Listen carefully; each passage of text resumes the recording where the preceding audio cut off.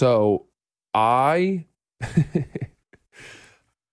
think it was June, I received a phone call from Ellen Degeneres. Straight from her, like, yeah, not her producer. No. And here's how. Well, that's what happened, and now I'll fill you in. Well, now I need to know, because there's a roller coaster here that is worth riding. So, all right, when I got fired from Barstool, right, I remember that. What I put out my apology statement on Twitter, sort of explaining why I had done what I did and my mistake and apologizing for it.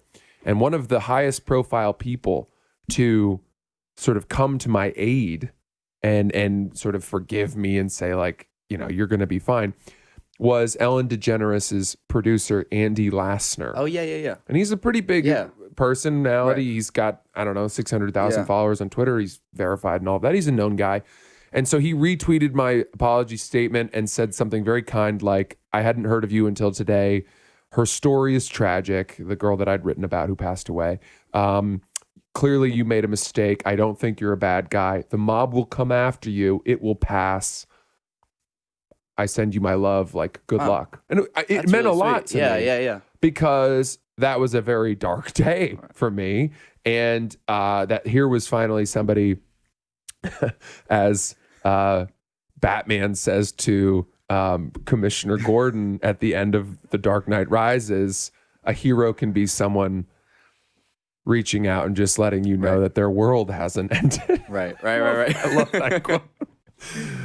Anyway, so Andy Lassner was my Commissioner Gordon in that tough moment for me. And I always, as a result, had a very high opinion of Ellen DeGeneres. I've always liked her. Right. She's an amazing stand-up and you know, a trailblazing pioneer, mega celebrity, whatever. So fast forward to when all those stories started coming out about her this summer, about how, you know, it was the early stuff before the toxic workplace, before the microaggressions and the sexual misconduct or the harassment from some of the producers and things like that. And so at this point in the summer, it was really just that Ellen was not as nice of a person as people perceived her to be. And all these former staff writers were coming out with these stories about her. And I was reading them, and I ended up writing a blog where I said basically, like, one of the stories was that her bodyguard, who had worked for her at the Oscars, went to the New York Post and was like, yeah, I have a story about Ellen. When I, protected her at the Oscars, she never looked me in the eye. She never asked me my name. She was cold to me. And it was like, classic Ellen, this entitled bitch. And it's like, I wrote this blog being like, what fucking pussy bodyguard needs their employer to know their name? This is why we only need to hire bodyguards from Israel. They don't, former Mossad agents don't expect you to make eye contact with them. Like, how soft is this bodyguard? This is pathetic. And it kind of like pissed me off. And then there was another story about how when the iPhone had come out, Steve Jobs sent her one as a gift, and she texted him back saying that she thought that the font was too small to read on the screen. And everyone was like, well, how entitled is Ellen that she would just text Steve Jobs after getting a free iPhone? And I'm like, Steve Jobs is her friend, right? He was probably happy that she told her. Dude, not only that, but like, think about your friend who has a startup company and he sends you a new pair of his like microfiber athletic shorts, right? And you text him and you're like, yo, the shorts are sick. Like, I wish the pockets were a little deeper. Steve Jobs and Apple, that is Ellen's friend who started a company. That's the level she's at, right? So her texting him that is just them operating. Does that make sense? Yeah. Like, that's her, that's on par with who she is. Right. Meanwhile, everyone was like, how of course she thought she could just say that to Steve Jobs. And it's like, well, she should. Yeah. You know what I mean? So I wrote another one of that. And I imagined this very, like, I made up this imagined dialogue between them. And that night, Andy Lassner, Ellen's producer. And to interrupt you, you wrote that on, is it Bro Bible? Yeah. he DM'd me on Twitter and he was like, we have shown Ellen saw your blogs. She thought they were very funny. They gave her such a lift and she's been so sad in this rough time because all these stories were just starting to come out and everyone was just shitting on her and enjoying piling on. That's the way the entertainment industry works. And he was like, thank you so much. What's your phone number?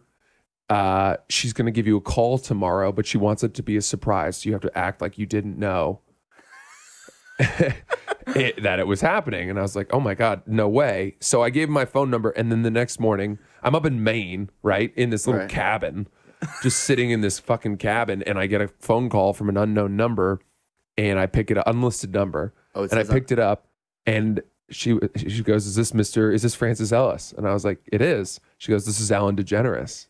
And I was like, hi, Ellen Degeneres. How are you? You know? And frankly, I was glad that I'd been tipped off because she's such a recognizable voice and such a big deal that I would not have kept my shit together had I not known. Now, we then talked for half an hour about how to handle internet hate and trolls. And I was sort of advising her based on my experience at Barstool and how I've been, fending off trolls for years, how to disregard it and sort of framing it for her. And she was like, I just don't get why anyone would say these things. It's not how I'm wired. I don't attack people. And I was like, they're bored. The internet's bored. They're just coming after you. They want their pound of flesh. And then they're going to move on to the next one. She was like, so wise, just like your writing. And I was like, oh, you're so sweet, Ellen. And we had this great conversation. And at the end of it, she was like, I really like your writing. We would love to work with you. Like, is there any chance that you might consider coming to write for the show? And I was like, oh my God, it'd be amazing. She goes, I'm going to put you in touch with our head writer. Now, I can't remember what his name is, but there's a reason that I'm telling you this. And I'm almost done with the story, I promise. No. I love the story. I didn't think anything of it. I thought that she was just being nice and paying lip service to it. But that night, I got a voicemail from Ellen DeGeneres' head writer. I wish I knew his name. I can't remember his name. And he left me a long voicemail. The next day, I connected with him on the phone, and we talked for a while about, what a potential job at writing at Ellen would look like, or if it was a better fit for me to come try to produce something with them on EllenTube, her digital platform, or to work on her game show, Game of Games. And we were just talking about like a potential way for me to work with them. And I was so excited about this. I swear to God, 1 week after I got off the phone with that guy, the head writer at the Ellen DeGeneres show, he got Me Too'd by male like interns and staff writers at the Ellen DeGeneres show for having like groped their penises, kissed their necks. He's gay and got fired off the show. And that was like the ultimate straw that crumbled the entire vision. And that's when they like cleaned house. And he was the guy like leading the toxicity. Wow. And then I couldn't really tell people this story anymore because I was so proud to have heard from Ellen and to have received this validation. And then all of a sudden it was like I had been, validated by this horrific group of like fucking people. I didn't know I couldn't brag about it. Thank you so much for watching this video. If you haven't done so already, please make sure you like the video, subscribe to the channel, follow me on Instagram at felix.levine. And if you have something to say, please leave a comment.